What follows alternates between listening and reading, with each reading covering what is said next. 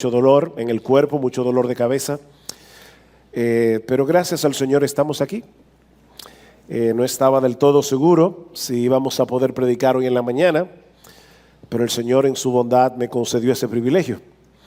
Así que vamos a orar y vamos a pedir a Dios que bendiga en una forma muy particular, alegrando nuestros corazones y transformando nuestros corazones con su palabra en esta mañana, porque vamos a estar hablando del tema de la gratitud y vamos a ver que este tema no es incidental en la vida cristiana. Nosotros tenemos que ser agradecidos.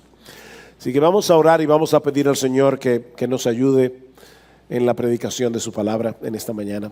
Padre, de nuevo venimos delante de ti, Señor, y ciertamente tenemos miles de razones para glorificar tu santo y bendito nombre.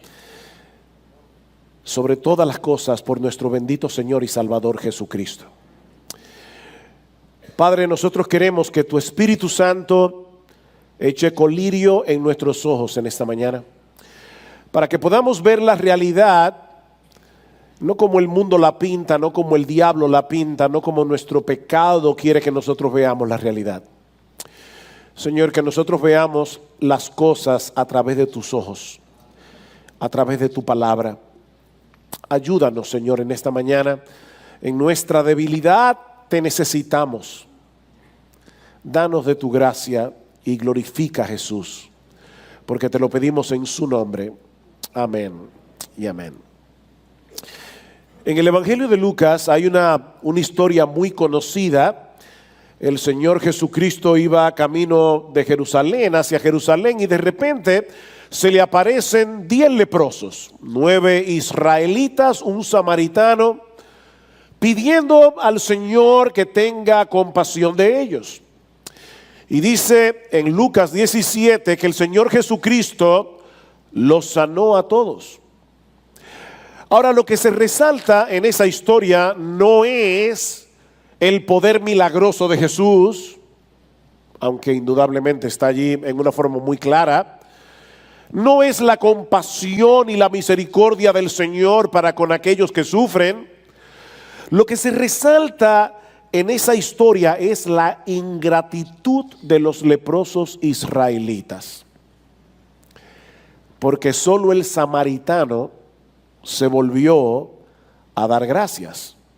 Dice en Lucas 17:15, entonces uno de ellos, porque ellos fueron sanados en el camino, viendo que había sido sanado, volvió glorificando a Dios. Noten los detalles. A gran voz. Y se postró rostro en tierra a sus pies, dándole gracias. Y este era samaritano. Y respondiendo Jesús dijo, ¿y no son 10 los que fueron limpiados? ¿Y los 9 dónde están? No hubo quien volviese y diese gloria a Dios, sino este extranjero. Noten cómo Jesús conecta la gratitud con el darle gloria a Dios. Mis hermanos, esta historia pone de manifiesto uno de los más grandes defectos, y yo diría de los más feos defectos de la raza humana.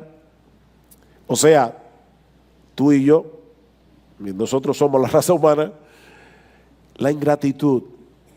La ingratitud.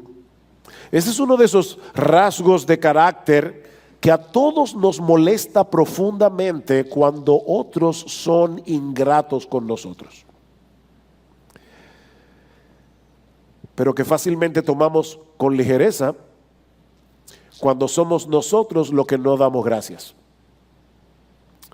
Me llama la atención cómo Pablo en su carta a los Romanos, cuando está planteando cuál es el problema fundamental de la raza humana, por qué nosotros necesitamos el evangelio, una de las cosas que menciona es la ingratitud. Pablo dice que la ira de Dios se revela desde el cielo contra toda impiedad e injusticia de los hombres que detienen con injusticia la verdad. Y Pablo dice que nosotros, todos los seres humanos, por naturaleza conocemos a Dios.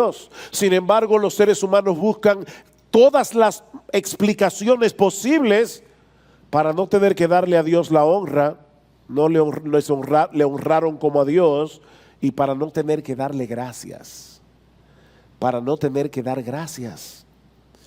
En el Nuevo Testamento a los creyentes se les exhorta una y otra vez a ser agradecidos. Filipenses capítulo 4, versículos 6 y 7. Por nada estéis afanosos, sino sean conocidas vuestras peticiones delante de Dios en toda oración y ruego con acción de gracias. Y la paz de Dios, que sobrepasa todo entendimiento, guardará vuestros corazones y vuestros pensamientos en Cristo Jesús. Ven delante de Dios con tus peticiones, pero no olvides las acciones de gracias. Colosenses capítulo 3, versículo 17. Todo lo que hacéis, sea de palabra o sea de hecho, hacedlo todo en el nombre del Señor Jesús, dando gracias a Dios Padre por medio de Él. Mira, mi amado hermano, si tú vas a hacer algo y después que lo hagas tú no puedes darle gracias a Dios por haberlo hecho, no lo hagas. Porque Pablo dice aquí que todo lo que nosotros hagamos, sea de palabra o sea de hecho, debemos hacerlo en el nombre del Señor Jesús y debemos darle gracias a Dios Padre por medio de Él. Primera Tesalonicenses 5:18. Dad gracias en todo. Pastor, ¿y qué significa la palabra todo en el griego? Significa todo. En todo, dad gracias en todo, porque esta es la voluntad de Dios para con vosotros en Cristo Jesús.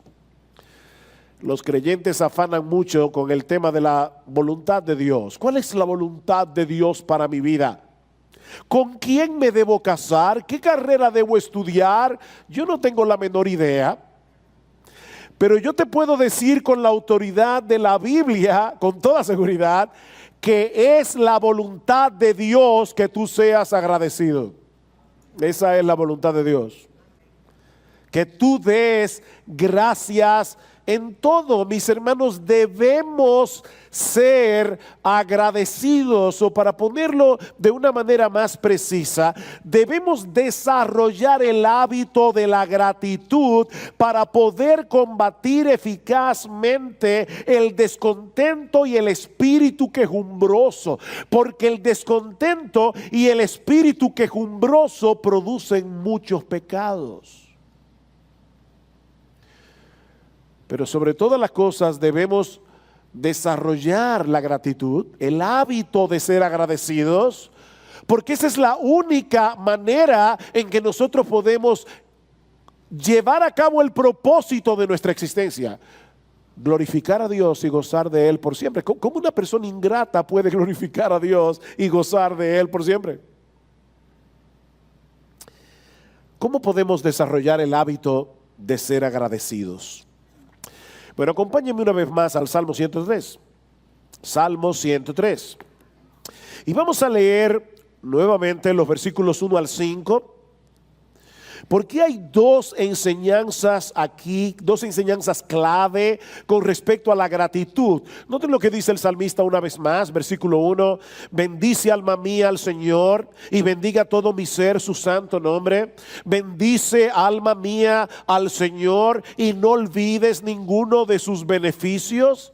Él es el que perdona todas tus iniquidades, el que sana todas tus enfermedades, el que rescata de la fosa tu vida, el que te corona de bondad y compasión, el que colma de bienes tus años, para que tu juventud se renueve como el águila. Bendice alma mía al Señor. El salmista inicia este salmo haciendo algo que todos nosotros hacemos continuamente, hablando consigo mismo. ¿Se dan cuenta? Él está teniendo aquí un diálogo interior, usando una frase de moda en el día de hoy. A lo largo del día, todos nosotros mantenemos una conversación personal muy intensa. Tú eres la persona con la que tú más hablas. No en voz alta, yo espero. Es algo interior. Nos decimos muchas cosas a lo largo del día. Y ese diálogo o de ese diálogo interno depende en gran medida nuestro estado emocional. ¿Tú oíste bien? De ese diálogo interno que tú tienes durante todo el día contigo mismo mientras estás despierto, depende tu estado emocional. Lo que te dices continuamente a ti mismo es lo que determina la forma como tú vas a reaccionar ante las circunstancias de la vida y las emociones que se levantan en torno a esas circunstancias. Es tu proceso de razonamiento el que finalmente te ayudará a salir adelante en medio de una situación difícil, o es lo que va a terminar hundiéndote en el pantano del desaliento. No es la circunstancia, es tu diálogo interior. El problema es que muchas veces no estamos tan conscientes de ese diálogo, de que ese diálogo se está llevando a cabo. Y fácilmente confundimos nuestra perspectiva de la realidad con la realidad misma. O sea, lo que tú te estás diciendo acerca de la realidad te hace pensar que esa es la realidad. Es como la esposa que le dice al esposo: tú nunca me complaces, nunca me complaces. Pues eso es muy absoluto. O esa hermana que abre el closet y dice: yo no tengo ropa. Tú no tienes ropa. De verdad, piénsalo. Tú no tienes nada que ponerte. De verdad.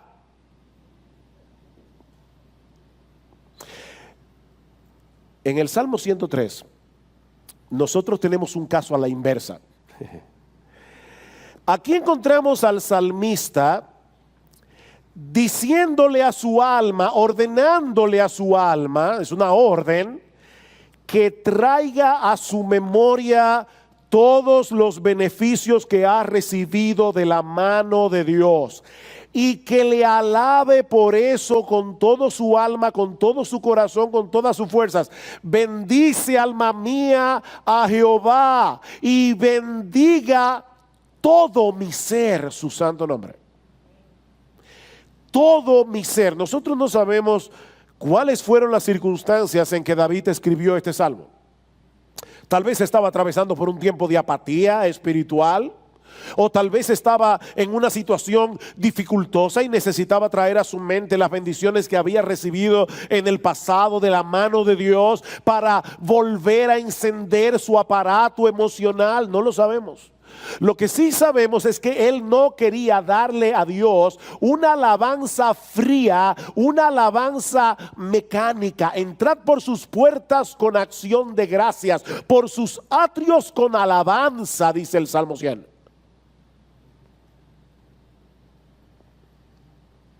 Y por eso recurre a su memoria. Alma mía, no olvides ninguno de sus beneficios. Decía Agustín de Hipona: si olvidas, callarás. ¿Me recuerda eso? Si olvidas, callarás. Y eso es precisamente lo que el salmista quiere evitar.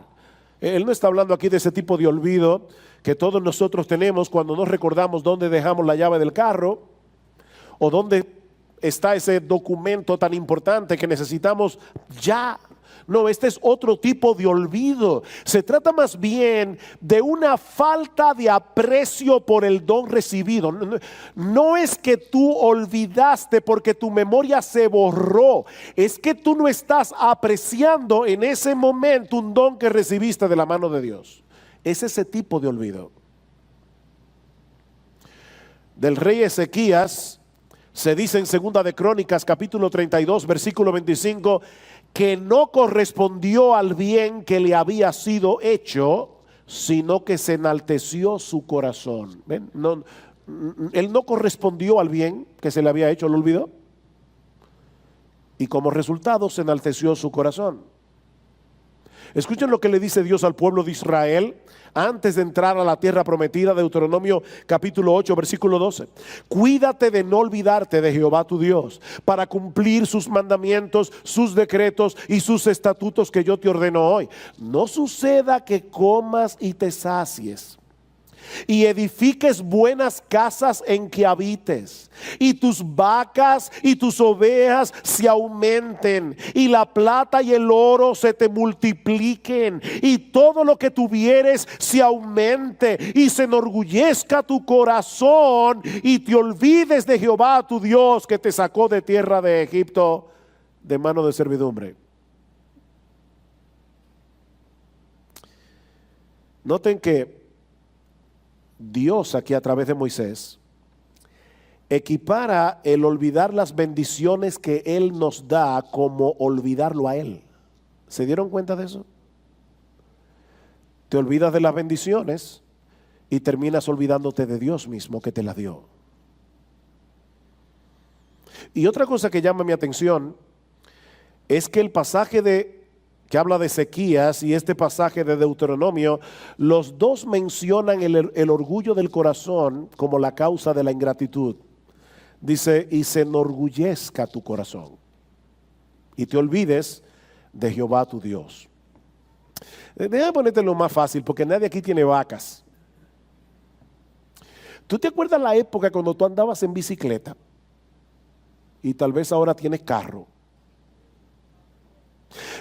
Bueno, yo andaba en bicicleta. Yo recuerdo cuando yo iba a cortejar a Gloria, que yo tenía que irme desde Piantini hasta Los Caciques en bicicleta, lo que saben la distancia. Llegaba como un pollito mojado a ver a mi novia. No era la mejor manera de hacerlo. Y ahora yo tengo carro. Y ya yo no me acuerdo cuando yo andaba en bicicleta. Uno se olvida fácilmente, no de la vaca, de la bicicleta, del carro, todo lo que Dios te daba. Que no te olvides de eso.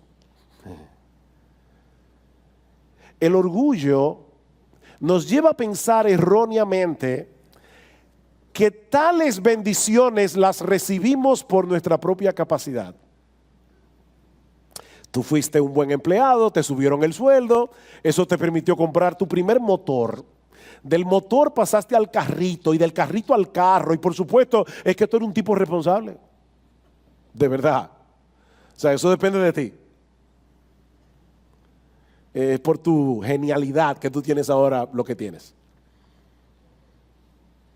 Pero el orgullo también produce un corazón ingrato, porque la ingratitud, o mejor dicho, la gratitud, es directamente proporcional no únicamente al valor que le asignamos al don recibido, sino también al valor que nos asignamos a nosotros mismos.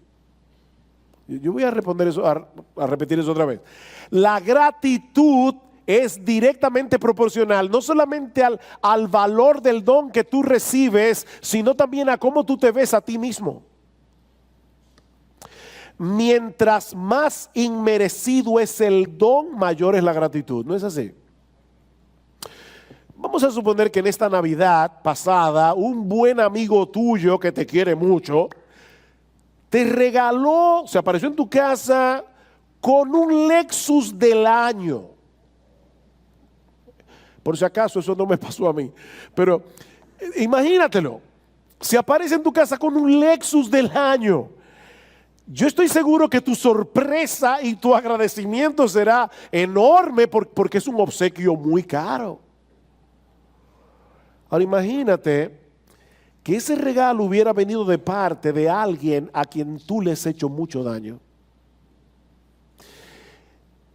Y no solamente que tú le has hecho daño, sino que esa persona tiene en su mano suficientes pruebas como para llevarte a un tribunal y condenarte de por vida.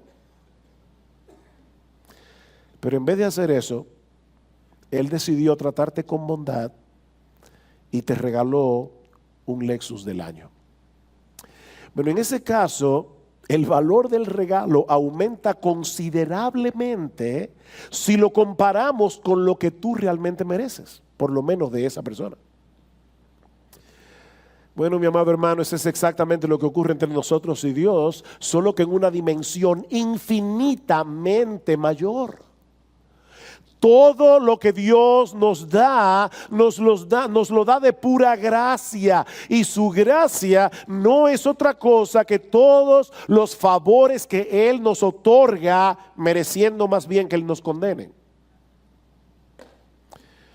Hemos dicho esto muchas veces, pero la gracia no es simplemente un favor que se otorga al que no lo merece, sino más bien un favor que se otorga al que merece todo lo contrario.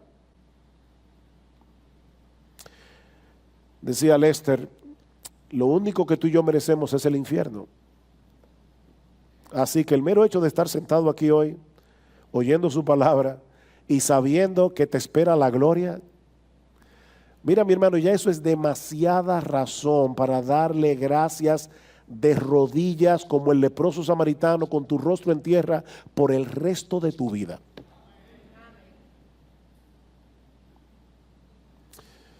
El salmista estaba consciente de que era un hombre pecador. De hecho, su primer motivo de acción de gracias es: tú eres el que perdona todas nuestras iniquidades. Y eso nos lleva a nuestro segundo encabezado.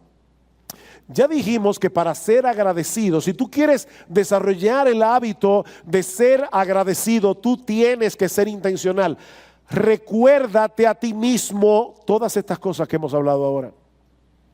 Pero en segundo lugar, este salmo nos enseña que si tú quieres desarrollar el hábito de ser agradecido, también tienes que ser específico. Tienes que ser específico. Imagínate que tú vas a la casa de alguien, vamos a suponer que es un pastor, porque tienes un gran problema y tú no sabes qué hacer, necesitas ayuda, necesitas consejo. Y este pastor o este hermano de la iglesia no solamente te dedica horas y horas para escucharte con paciencia, para darte buenos consejos, sino que todo el tiempo que tú estás en su casa, su hospitalidad excede lo que normalmente tú esperarías en un caso así. Te tratan como si tú fueras un rey en esa casa. Y al final, cuando tú te vas, le dices al hermano: mira, gracias por todo. Gracias por todo. Yo no creo que esa es una expresión congruente con el favor recibido. Tienes que ser específico. El salmista no se limita a decirle a Dios: Señor, muchas gracias por todas tus bendiciones. Gracias por todo. No, el salmista es muy específico. Versículo 3.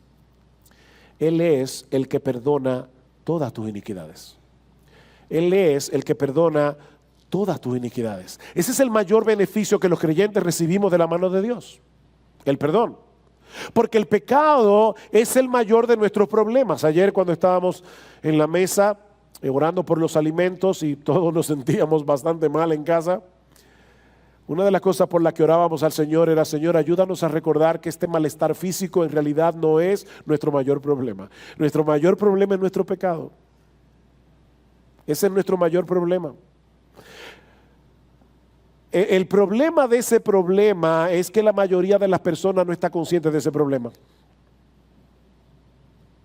Ve por la calle y pregúntale a cualquier persona al azar: ¿cuál es tu mayor problema? Yo dudo mucho que te encuentres con una persona que te diga: mi mayor problema es mi pecado.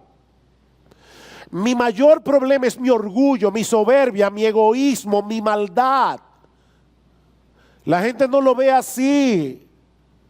Pero mis hermanos, independientemente de cómo las personas lo perciban o no, el pecado es el más grave de todos nuestros problemas.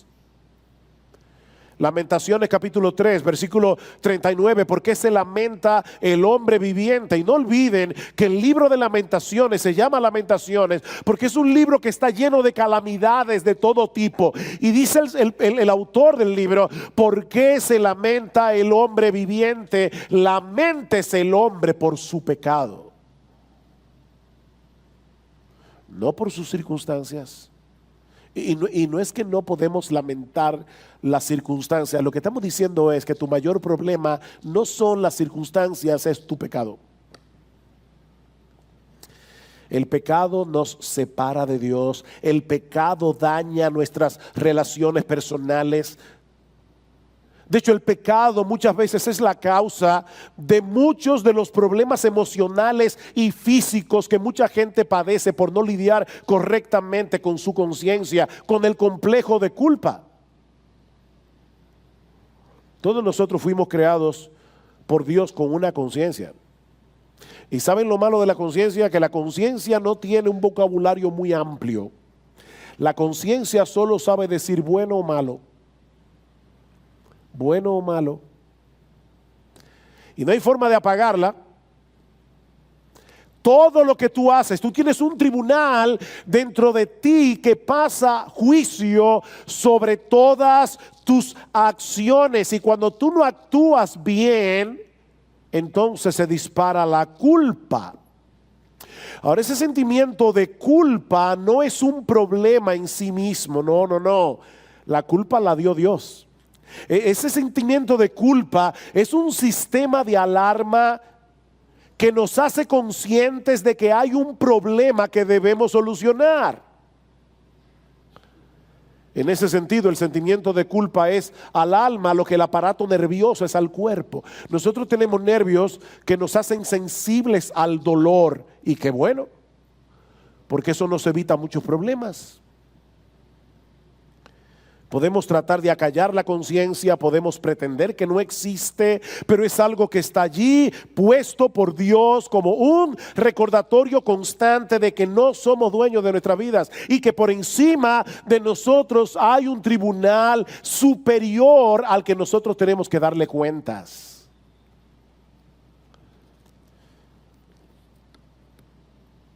Y cuando una persona no maneja bien su complejo de culpa, es increíble la cantidad de problemas físicos y emocionales que puede llegar a tener. La buena noticia es que ese mismo Dios que puso en el hombre una conciencia que nos convence de pecado, ha provisto un remedio eficaz para ese problema. ¿Y a qué precio? Mis hermanos, David está diciendo aquí: bendice alma mía Jehová, y no olvide ninguno de sus beneficios, comenzando por el hecho de que Él es el que perdona todas tus iniquidades. Y saben que David no conocía lo que nosotros conocemos hoy acerca de la obra de Cristo. David no sabía en ese momento que la segunda persona de la Trinidad se iba a encarnar en el seno de una virgen para hacerse hombre y llevar nuestra vergüenza y nuestra culpa en la cruz del Calvario, para que hoy todos nosotros podamos estar aquí disfrutando del perdón de nuestros pecados. ¿Saben que todos los pecados que fueron perdonados en el Antiguo Testamento fueron perdonados a crédito? ¿Cómo fue que Dios pudo perdonar el pecado de Abraham, el pecado de David, el pecado de todos los santos del Antiguo Testamento si Cristo no había muerto en la cruz? A crédito. Todos esos perdones estaban a la espera de que Jesucristo derramara su sangre en la cruz del Calvario. Pero tú y yo no disfrutamos de un perdón a crédito. Tú y yo disfrutamos de perdón, punto.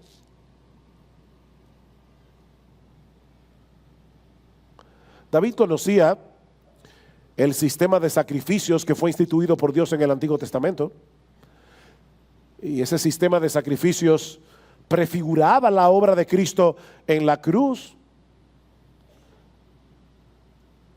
David sabía por esos sacrificios de corderos que Dios no toma el pecado a la ligera.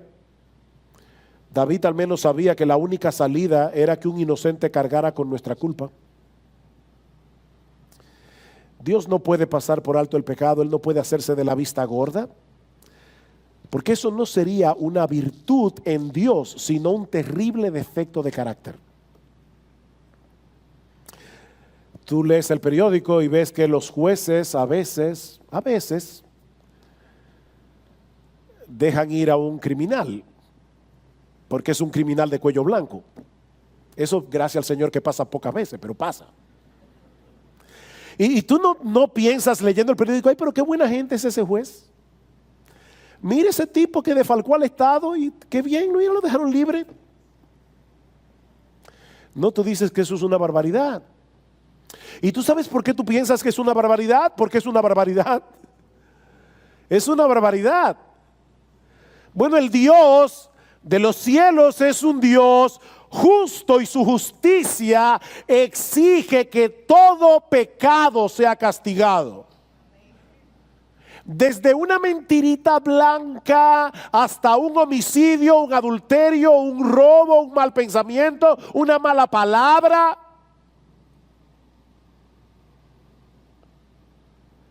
Pero nuestro Dios es también amante y compasivo. Y fue tal su amor que por amor a sus criaturas, Él decidió pagar el precio Él mismo. Cristo es el inocente que muere en nuestro lugar. Ese es el acto de amor más extraordinario, más incomprensible de toda la historia humana. De manera que si David, cuando escribió el Salmo 103, 1000 años antes de Cristo, estaba maravillado con esa idea de que Dios perdona pecados, y él dice, alma mía, bendice a Jehová, no olvides ese beneficio, él es el que perdona nuestras iniquidades. Si David estaba sorprendido con eso, ¿cuánto más tú y yo? Que sabemos ahora lo que ese perdón le costó a Dios.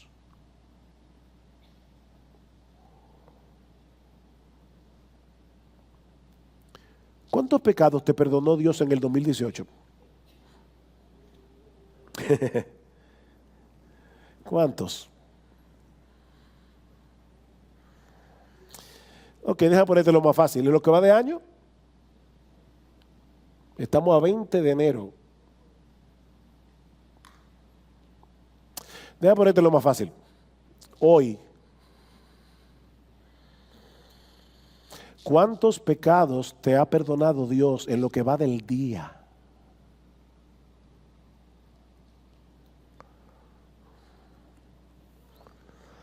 No tenemos que tratar de acallar nuestras conciencias con subterfugios psicológicos baratos para tratar con el complejo de culpa. O pretender que la culpa no existe. Porque nosotros sabemos que nuestro Dios es bueno y perdonador. Y grande en misericordia para con todos los que le invocan. Lester decía cuando leí el Salmo 103, yo solamente leí hasta el versículo 5, pero en este mismo Salmo dice en el versículo 12, como está lejos el oriente del occidente, así alejó de nosotros nuestras transgresiones. Yo le decía a una hermana, hace unos días atrás aquí en la iglesia, le decía, wow, qué interesante que ese salmo dice como está lejos del oriente del occidente, no dice como está lejos el norte del sur. Porque si tú vas al norte, llegas al polo norte, si vas al sur, llegas al polo sur, pero si te vas al este, siempre habrá un este por delante. Y si te vas al oriente, lo mismo. Es que Dios alejó infinitamente nuestros pecados de sí, porque los cargó sobre la espalda de su Hijo. Dios es el que perdona todas tus iniquidades. Dale gracias a Dios. Pero Él también, dice el salmista, es el que sana toda tu dolencia. Perdón, el que nos rescata, yo estoy mal. El que sana nuestras dolencias o nuestras enfermedades. Dice en el versículo 4, versículo 3, Él es el que perdona todas tus iniquidades, el que sana todas tus enfermedades. El que sana todas tus enfermedades. La Reina Valera dice el que sana todas tus dolencias. Algunas personas dicen, tú ves, los creyentes no se deben enfermar. Si un creyente se enferma por su falta de fe, porque ahí dice claramente que Dios sana todas nuestras enfermedades. Pero déjame decirte dos cosas lógicas con respecto a lo que ese texto dice. Si aquí dice que Él te sana de todas tus enfermedades, no digas que no puedes enfermarte, porque entonces Dios no tendría que sanarte. ¿Verdad? La única manera en que Dios puede sanar a un enfermo es si se enferma. Así que obviamente si aquí dice que Él es el que sana todas tus enfermedades, el texto más bien está implicando que te vas a enfermar. Pero en segundo lugar, ese texto no dice que Él te va a sanar de todas tus enfermedades. No, hay muchos buenos creyentes que mueren de su enfermedad. Hay creyentes que mueren de cáncer. Buenos creyentes. No por su falta de fe. Y claro, al morirse son sanados. Pero nosotros pensamos en la sanidad como lo que sucede aquí en la tierra solamente. Nosotros oramos por un creyente que está enfermo y queremos que Dios lo sane. Y una persona dice, bueno, pero aquí dice claramente que Él sana todas tus enfermedades. No, lo que ese texto enseña, mis hermanos, es que cada vez que tú te sanas de una enfermedad fue Dios que lo hizo. Él es el que sana, el que te sana de todas tus enfermedades. Cada vez que tú te sanas, fue Dios que lo hizo. Y nosotros sabemos que el Señor usa medios, nosotros sabemos que Dios usa los médicos, Dios usa la medicina, pero si Dios no quiere bendecir el medicamento y hacerlo eficaz, mira, ni que te trate el médico chino, que por cierto no sé quién es, pero parece que es muy bueno. Ni que te trate el médico chino, no te vas a sanar. Es Dios el que sana todas de nuestras enfermedades, aunque Él use medios, pero es Dios el que sana. Y es Dios el que le da sabiduría a los hombres en su gracia común para descubrir buenos medicamentos, para diseñar buenos medicamentos, una hierbita que hay por allá afuera que cura tal cosa. Todo eso lo hace Dios, le da al hombre la sabiduría para poder crear ese medicamento que tú necesitas. ¿Tú estuviste enfermo en el 2018? ¿De algo? ¿De gripe? ¿De algo? ¿Tú estuviste enfermo? Si tú estás sano, mi querido hermano, ¿fue Dios que te sanó? Fue Dios que te sanó. Miren, yo les decía al principio de la predicación, y no era pidiendo excusas, era simplemente para que ustedes supieran lo que había pasado. Yo tuve este fin de semana que cancelar varios compromisos ministeriales, incluyendo ayer, por lo mal que me sentía. Pero no le ora a Dios y se toma los medicamentos. Y estoy aquí gracias al Señor predicando. Él es el que sana todas tus enfermedades. Todas tus enfermedades. Mi hermano, alaba a Dios. Alaba a Dios y dale gracias. Porque fue Él que lo hizo, fue Él que obró y le dio sabiduría al médico para que te diera el tratamiento que tú necesitabas. Fue Dios el que te proveyó el seguro médico o el dinero para comprar el medicamento, porque tú puede haber un medicamento aquí genial, pero tú no puedes comprarlo. Él es el que sana todas tus dolencias. Él es el que rescata de la fosa tu vida, dice en el versículo 4. El que rescata de la fosa tu vida. La Nueva Versión Internacional traduce esta frase: Él rescata tu vida del sepulcro. Algunos entienden que David se refiere a momentos específicos de su vida en que estuvo a punto de morir y Dios lo rescató en la puerta misma del sepulcro. Otros entienden que Él está hablando de su resurrección futura. Él te va a rescatar de la fosa. Honestamente, mis hermanos, yo no estoy seguro de cuál de estas dos interpretaciones es la correcta, y las dos son bíblicas. Las dos son bíblicas.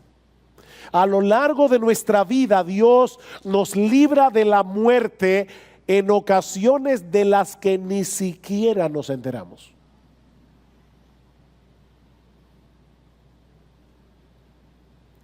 Hace unos años atrás,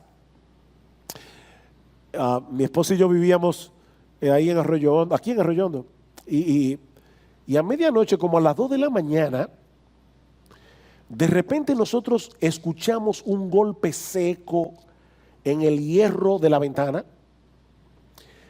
y mi esposa se levanta sobresaltada y me dice: mi amor, me golpearon con una piedra. Y yo, ¿cómo que te golpearon con una piedra?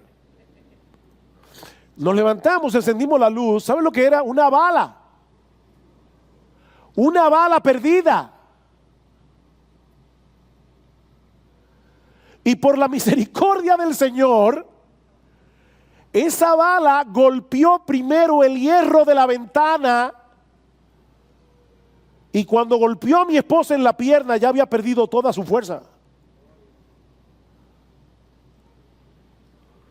Tú sabes las veces que de tú haber salido de tu casa 2 minutos más tarde hubieras tenido un choque. Dios está continuamente preservando nuestra vida. Y tú y yo nos vamos a morir exactamente el día que Dios ha determinado que nos muramos. Wow, cuántas razones para darle gracias a Dios. Cuántas razones para darle gracias a Dios. Y sabemos con toda certeza que algún día la voz de Cristo se oirá desde los cielos y los que están en los sepulcros oirán su voz. Y nos levantaremos con un cuerpo glorificado para no ver muerte nunca más. Él es el que rescatará de la fosa tu vida. Él es el que rescata de la fosa tu vida. Oh, qué misericordioso es nuestro Dios. Cuántas razones para darle gracias. Pero el salmista concluye diciendo: el que te corona de bondad y compasión, o como dice la Reina Valera, de favores y misericordias, el que colma de bienes tus años, para que tu juventud se renueve como el águila. Ya no se refiere a cosas tan específicas como las que ha mencionado antes, sino a todas las bendiciones que nosotros recibimos diariamente de la mano de Dios. Aquellas de las que estamos conscientes y de las que no estamos conscientes. Tus misericordias son nuevas cada mañana. Cada mañana. Y me llama la atención que David diga que esas bendiciones nos coronan. ¿Cómo así? ¿Cómo que nos coronan las bondades de Dios? Nos confieren honra y dignidad. ¿Saben por qué? Porque todas esas bendiciones que vienen a nuestra vida de la mano de Dios nos dicen que nosotros somos amados y favorecidos por el Rey del universo.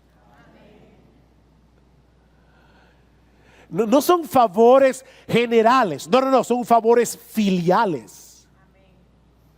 Son los favores que Dios el Padre solamente le da a sus hijos. Son favores de hijos que nos confieren la dignidad de ser amados, de ser cuidados, de ser bendecidos, de ser protegidos por el Rey del cielo. Mis amados hermanos, existe en el mundo la mayor honra y una mayor dignidad. Que el Dios del cielo se ocupa de ti. Me encanta cómo lo dice Jesús en el Sermón del Monte. Dice: no te afanes por la ropa, por la comida. Y fíjense que no está hablando aquí de no te afanes por el viaje a Europa. Está hablando de cosas que son necesidades: ropa, comida, bebida. Necesidades de primer orden. Y dice: no te afanes por eso. ¿Tú sabías que nuestro Dios cuida del lirio del campo? Que nuestro Padre se ocupa de los pajarillos del cielo.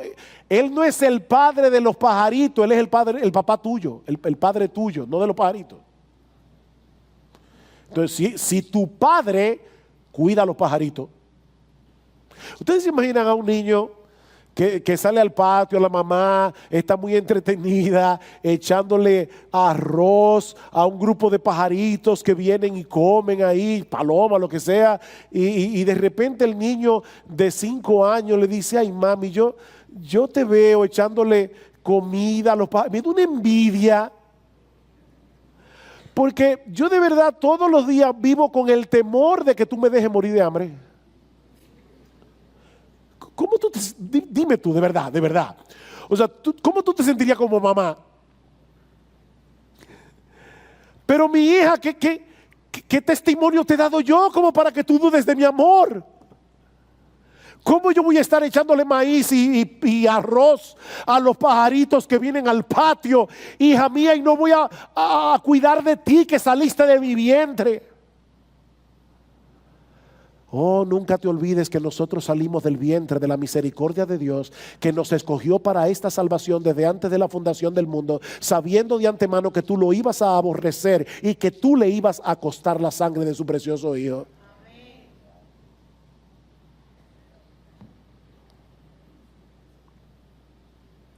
Oh, Dios no solamente nos da lo que necesitamos, Él nos da mucho más. El que colma de bienes tu vida. El que colma de bienes tu vida. Me encanta cómo lo traduce alguien en esta frase. Él es quien harta de bienes tu existencia. ¿Te gusta más esa? ¿Qué dice Santiago en Santiago 1:17? Todo don perfecto desciende de lo alto del Padre de las luces, en el cual no hay mudanza ni sombra de variación. Todo don perfecto desciende de lo alto. O como dice el Salmo 23, ciertamente el bien y la misericordia me seguirán todos los días de mi vida. La palabra hebrea que se usa allí significa perseguir. Dios te está persiguiendo con sus bondades. Porque Él sabe que en nuestra necedad muchas veces nosotros andamos por caminos donde nos alejamos de sus bondades y Él te persigue con ellas. Y es por esas bendiciones de Dios que nuestras almas se mantienen vigorosas y verdes, nuestras almas, a pesar de los años. No malinterpretemos lo que dice el versículo 5. Dice, para que tu juventud se renueve como el águila. ¿En qué sentido? ¿No debo tener arrugas? No. Eso no es lo que el texto está enseñando. Pero escucha lo que dice el Salmo 92. El Salmo 92 dice, el justo florecerá como la palma, crecerá como cedro en el Líbano, plantados en la casa del Señor, florecerán en los atrios de nuestro Dios. Aún en la vejez darán frutos, estarán vigorosos y muy verdes para anunciar cuán recto es el Señor, mi roca, y que no hay injusticia en Él. Cuando tú puedes ver a un creyente de años que probablemente ha pasado por 1001 y todavía está aquí alabando a Dios y diciendo, mi Dios es bueno, es porque su alma sigue vigorosa y verde por la bondad de Dios. Eso es lo que dice Pablo en 2 Corintios capítulo 4. Cuando dice que las aflicciones del tiempo presente, bueno, eso dice en Romanos, dice que las aflicciones del tiempo presente no son comparables con la gloria que en nosotros ha de ser revelada. Pero en 2 Corintios capítulo 4, en el versículo 16, dice, por tanto, no desfallecemos, antes bien, aunque nuestro hombre exterior va decayendo, sin embargo, nuestro hombre interior se renueva de día en día, pues esta aflicción leve y pasajera, y de paso, la aflicción leve y pasajera de la que está hablando Pablo aquí, en el capítulo 1 revela cuál es que en Asia estuvo a punto de perder la vida. Y dice, eso es leve y pasajero. Esta aflicción leve y pasajera nos produce un eterno peso de gloria que sobrepasa toda comparación. Estarán vigorosos y verdes. Él da fuerzas al cansado, dice el Señor. Los jóvenes flaquean y caen, los que esperan en Jehová van a correr.